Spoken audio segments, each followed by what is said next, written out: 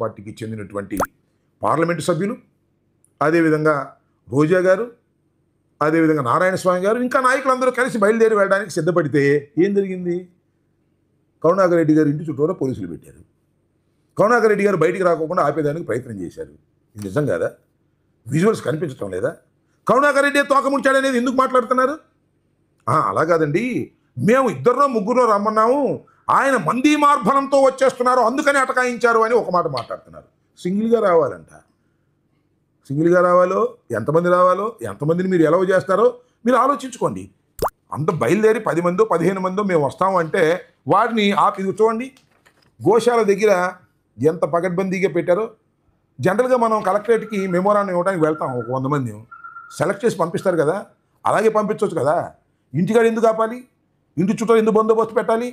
ఇలాంటి పిచ్చి వేషాలు వేసి, ఎందుకంటే దీన్ని బట్టి అర్థమవుతున్నది ఏంటంటే గోశాలలో గోవులకు రక్షణ లేక అవి మరణిస్తున్న మాట వాస్తవం. ఎప్పుడైతే కరుణాకర్ రెడ్డి గారు వారితో పాటు వైఎస్ఆర్ కాంగ్రెస్ పార్టీకి సంబంధించిన నాయకులు వెళితే ఆ వాస్తవాలు బయటకు వస్తాయి. కాబట్టి అవి రాకోకుండా కప్పిపెట్టేందుకు ప్రయత్నం చేశారనేది చాలా స్పష్టంగా అర్థమవుతుంది. అయితే ఎవరి పేపర్లో వాళ్ళకి రాసుకుంటున్నాయి, కానీ టీవీల్లో న్యూట్రల్ టీవీస్ కూడా కొన్ని ఉన్నాయి కదా, అవి చూస్తే మనకు అర్థమవుతాయి. కరుణాకర్ రెడ్డి గారి ఇంటి ముందంతా పోలీసు బందోబస్తు పెట్టారు. కరుణాకర్ రెడ్డి గారు వెళ్ళడానికి ప్రయత్నం చేస్తే పోలీసులు అడ్డం వచ్చినటువంటి సందర్భాలు ఉన్నాయి. ఒక నాటకీయ పక్కీలో ఇదంతా జరిగినటువంటి మాట వాస్తవం. యాత వాత